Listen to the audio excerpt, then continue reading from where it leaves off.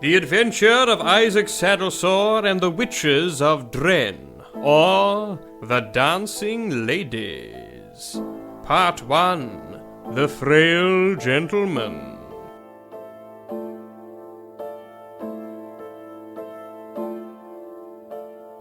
Isaac Saddlesore was not quite what one would refer to as a friend to me. We knew each other very well, but to say we liked each other would be nothing but a barefaced heathen lie. I found him arrogant, rude, puerile, and his weakness for narcotics was frankly disgusting. He, in turn, found my weakness for smut truly stomach-turning. In our mutual hate, therefore, we saw eye to eye. Circumstance had thrown the two of us together some years ago, and we hadn't been able to shake one another off since that time. We were like twin mollusks, clinging to one another because no one else would have us.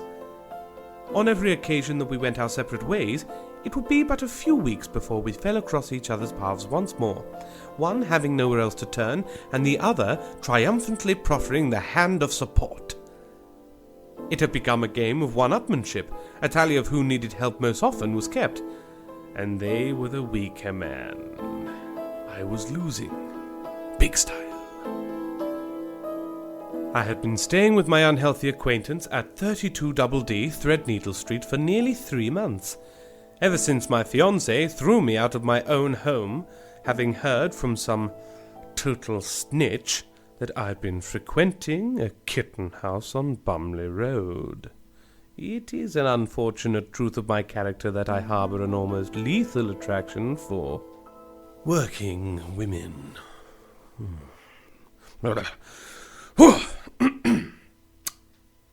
It was not usual for my host to rise before 2 o'clock of the afternoon, having inevitably visited an opium den at midnight the evening before, and arriving home at 6 to then sleep like a nightmaring babe. That morning, however, on May the 3rd, 1905, I rose at the respectable hour of 9:30 to find Saddlesore sat on the end of my bed, like a vulture leering over carrion.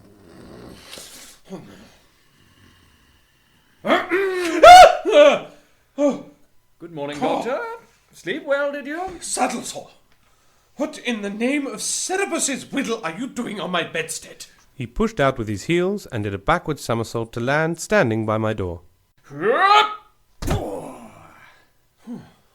agility is a never-ending source of astonishment to me, Saddlesore, but it does little to answer my question. Come through to breakfast and I'll show you. I was going to make my way there anyway, in my own time. Oh, come on and play. And with a childish grin, he ducked out of the room and shut the door. Are you dressed yet? I haven't had time to scratch my backside thus far. Give a man a chance. George Hotbuns, if you aren't dressed and at the breakfast table within the next minute, I shall roundly punch your face in. Saddlesore, I just want you to know that I hate you. Shut up and shape up, you greasy toad.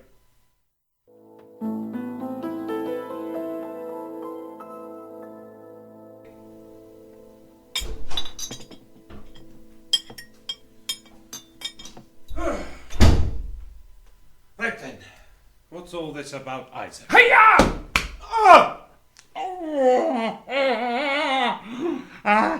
Ulysses and all the Grecian nymphs, what the... A minute turned off, Doctor. You must learn to keep time. Saddlesore, I'm damn near getting a bit cheesed off at you. We have no cheese, but I can advocate the scrambled eggs. You expect me to eat with a blooded nose? I normally use a fork myself. Huh? I've noticed that you usually dispense with cutlery and employ your fat hands, however. Don't give me your handkerchief, you insufferable ass. With pleasure. I rammed the square of cloth up my streaming nostril and ate a whole tureen of eggs, with a spoon, if you must know. I listened with quiet seething as Saddlesore finally explained his extraordinary excitement. I returned home from an evening constitutional. Junkie. Man slut. Crack feed. Bloated, venereal-ridden swine. Game to you. Damn right. Now, I returned to find this intriguing note waiting for me. What do you make of it? My dear Saddlesore, knowing of no one else to turn to, I must meet with you. It is a most baffling case. I beg you to receive me at 10 o'clock this morning. No signature. Well, there's not much to make of it, save that I could have had a further half an hour in bed.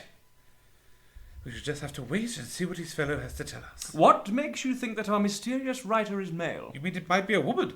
Gracious, I must do something with my hair. You sad, pathetic creature. Come, your quivering loins. Our soon-to-be visitor is indeed a man. Can you tell how I have deduced that? Oh, Christ, not this game again. It's a bloody letter, Saddlesore. It's words written on paper, conveying a damned message. But it carries so much more. You're going to tell me that the weight of the paper is peculiar to that made in Istanbul or some tripe. Had you even read the damn thing before you handed it to me? I confess I did not. Oh. I'm so far from being surprised, I'm reversing into it.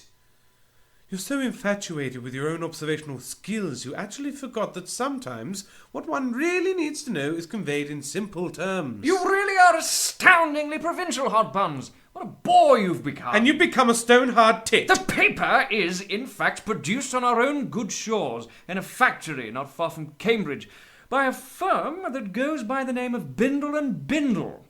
Not Istanbul at all. This can be detected by the observance of the watermark. I don't care. The writer has used his left hand, which you can tell by the slight smudging of the ink. Clearly, he was in a hurry, as he was not careful about this. Really? How dull. Added to which, the handwriting is undoubtedly male, judging by his spidery forming of letters. No lady, however swiftly she wrote, would be so haphazard in her form. He's probably in the medical profession, or maybe a legal clerk. And to think, I woke up a relatively young man this morning. You are very rude to me, Hotbuns. You punched me in the face. Nonetheless, I am a great man. You're a hateful, self-indulgent onanist. I don't think you can lecture me on self-abuse. Enter!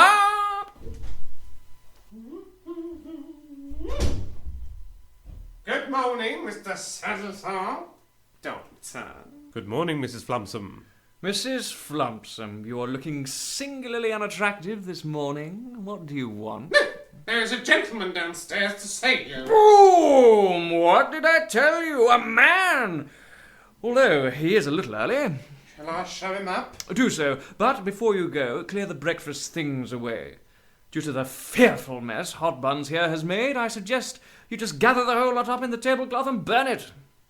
Very well, sir. Now bugger off. Sir! Take no notice of him, Mrs. Flumson. You look divine today, as always. Thank you, Doctor. Mr. Saddlesore? Sir! Why do you lie like that to her, Hotbuns? All women are beautiful, Isaac, and love to be told so. You're seriously trying to tell me you find that gargantuan Harridan attractive? She has her own Rubenesque charm. There is a certain kind of beauty in her numerous warts. You're a sick man, Doctor. Would that your doctorate were medical, you'd be able to see it. Willkommen! Good morning, gentlemen. The man who entered the room was of slight frame, so much so indeed that the tiniest fart would have sent him skittering like a fallen leaf across the apartments. I can say this with surety, for it is precisely what then happened. Ooh, excuse me, oh! Great flesh-eating turbot! Do forgive me, sir. Let me help you to your tiny feet.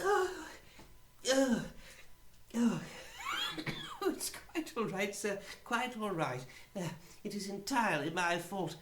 I ought to have worn a heavier hat. I am, as you see, gentlemen, of fragile build. You look ridiculous.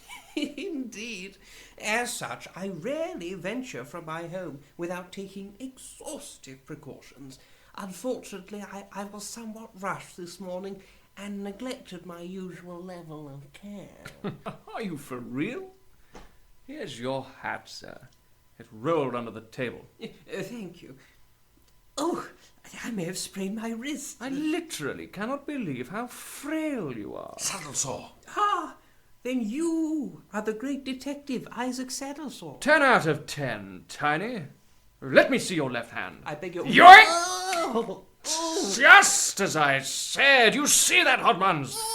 The ink smudging to the edge of his palm. Sure sign of a lefty. Saddlesore, give the poor man his hand back. Please take a seat, sir. Oh, thank you. And now I'll leave you. I'll only get in the way. Oh, but... No, you'll be fine with Mr. Saddlesore, I'm sure. Oh, would you cease the false modesty, Dr George? Sit your sorry cheeks down and take notes. We both know I won't listen to half of what this twerp says. Very well. Sir, could you furnish us firstly with your name? His name is Carol Turntrout. He hails from somewhere in the country. I should say Suffolk. He lives with his aunt, a dog, and some kind of, yes, a duck. I initially thought you might have been a medical man, but I see now, in fact, that you work as a proofreader, mainly of books on natural science, if I may hazard a guess. Work easily carried out at home, as a man of your condition no doubt welcomes, being, as you are, so ludicrously lightweight. Oh, Jesus. Good heavens! I know, insufferable, isn't he? Mr. Saddlesore, you are correct in every respect. Quite remarkable. Bloody amazing, I think you'll find. But how could you possibly have known all this? We met only moments ago when I first walked into this room. I left no name with the note. How? Piece of piss, my dear fellow. Your name is stitched into your hatband. Incidentally, I suggest that if you need heavier headwear, that a selection of lead weights, such as are used in the grocery trade, be placed in that hatband also. There is mud splatter on your boots that you would not have obtained from any place in the city. Therefore, I deduce that you are from out of town. My guess at Suffolk is informed by the fact that you have a Suffolk punch charm hanging from your watch chain. That you live with your aunt. Someone must have stitched your name into your clothes. It was not a wife, I mean. Just look at yourself. And it was not your mother, since a mother would not have allowed her son to match a blue waistcoat with a Harris tweed suit. No, it was a lady who cares for you but does not dote. I could have said sister, but I feel that a sister would have come in your place regarding your unbelievable weakness. There is dog hair in your trousers and duck shit on your boots. Along with the usual black ink on your hand, there is also an amount of red ink peculiar to proofreading clerks. I assume you are interested in natural sciences, for you have not taken your eyes off my stuffed cockatoo since you sat down. Either that or you are a raving avian pervert. Now, if you'll excuse me a moment, my teeth are beginning to itch. I just need to take something. Mr. Saddlesore, you astound me. I see now I have come to the right man. What an ass. What are you up to, Saddlesore? Oh, God, yeah! Oh, bloody hell. He seems very pleased with himself. Yes, he's over the moon about it all. So, now we're all agreed I'm great. I don't. Let's hear why you're here. Get it? Saddlesore, there is no joke in that. They are just two words that sound the same. What a cogent argument. Go on, Mr. Turntrout. Well, gentlemen, it is a very strange tale. Saddlesore and myself settled into our seats to hear the story our peculiar little visitor had to tell us. Carol Turntrout reached into his diminutive jacket pocket and pulled out a great scroll of paper, brown with age. He unfurled it, and its length was such that it reached down to the floor, which was more than could be said of Mr. Turntrout's feet. I wonder, gentlemen, if either of you know of Hecate. Is that some type of rash? No. Because if it is, I probably had it. Pipe down, Doctor. Hecate is, in fact, a Grecian goddess. You see, Hotbuns, keep your sordid comments to yourself. Oh, I know a Grecian goddess, all right. Oh, my, yes. Not called Hecate, though. No. I think it was Stavros or something. Idiot. No, very reasonable price. Spetsofe, maybe? Beautiful girl she was. Raven-haired, olive-skinned, almond eyes, the whole plate of feta. She could dance like nothing I've ever seen. Particularly enchanting when she wore her toga. Crikey. Hush your guns, Hotbuns. You are seriously killing my buds. Stephania! That was her name. Stephania, yes!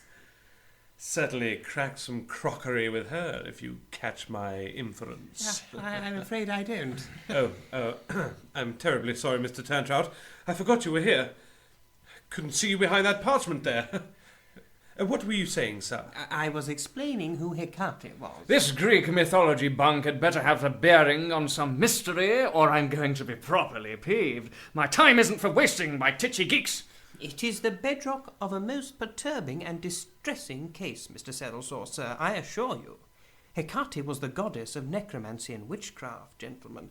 She was among the Greek gods before the Olympians, an old god.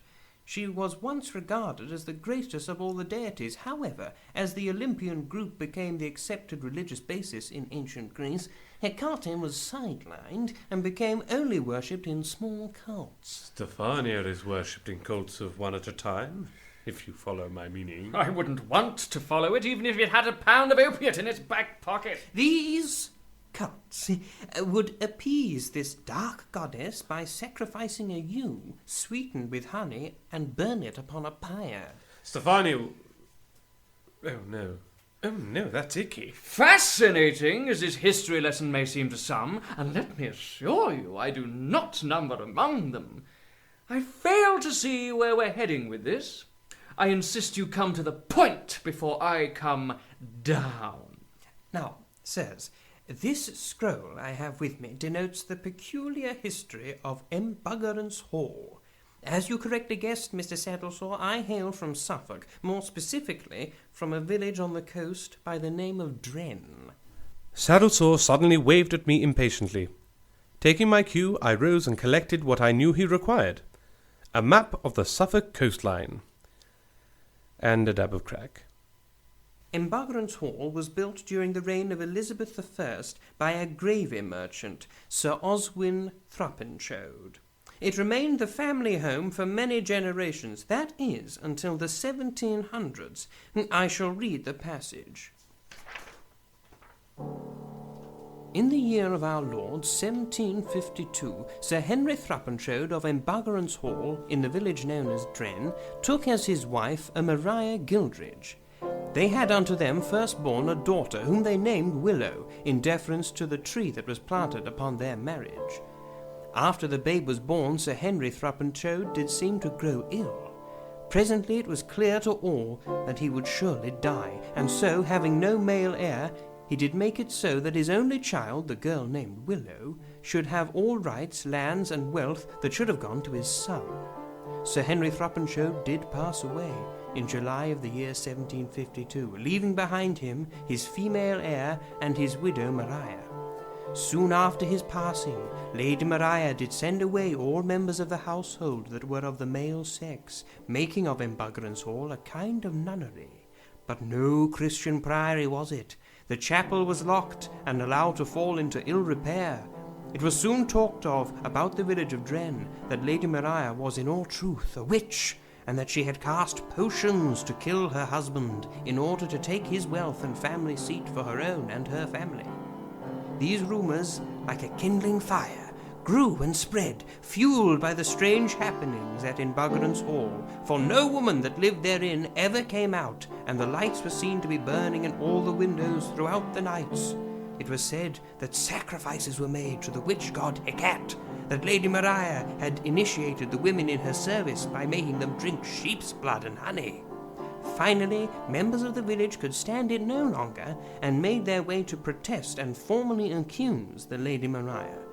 This group of villagers consisted of 5 wives.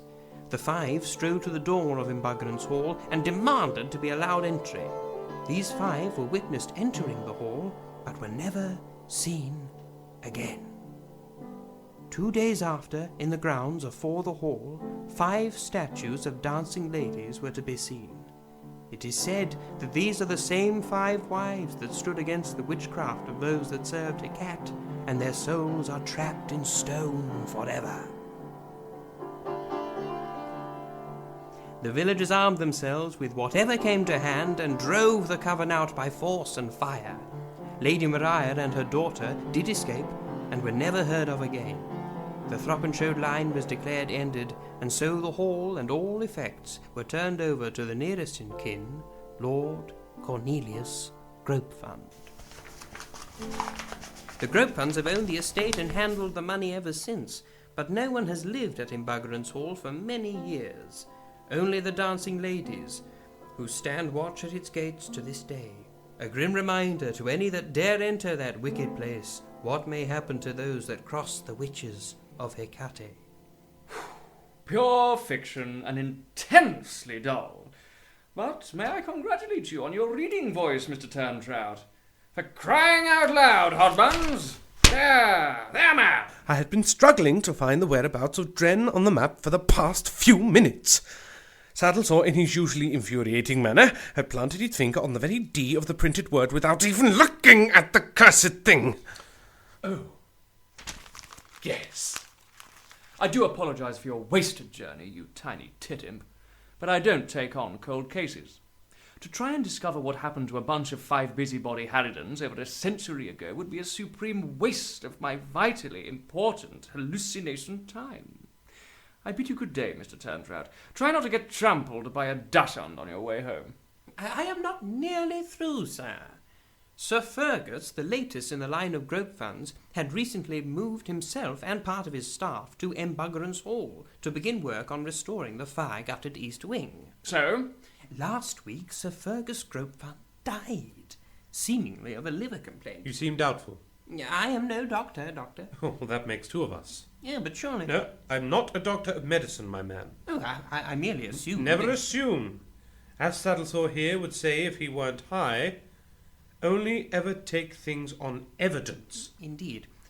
Sir Fergus had no children, and so his own estate and that of Embuggerance Hall now goes to his cousin, Maxwell Gropefund, who has spent almost his entire life in Australasia.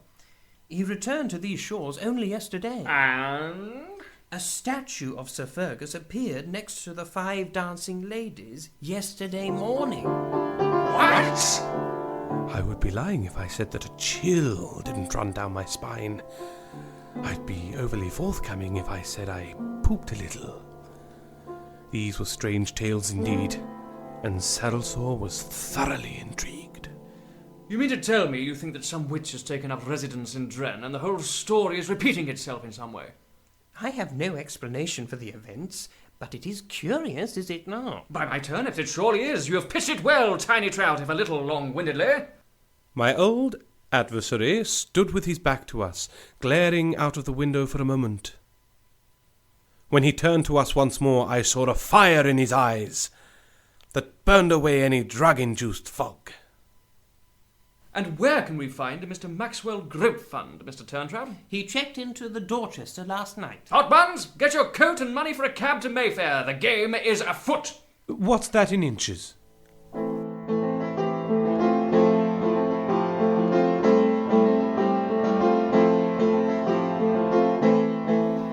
In The Frail Gentleman, you heard Roger Parkins as George Hotbuns, Lewis Alcock as Isaac Saddlesore, Callum Hale as Carol Turntrout, and Melissa Chunk as Mrs. Flumpson. Original music composed and performed by Dylan Alcock.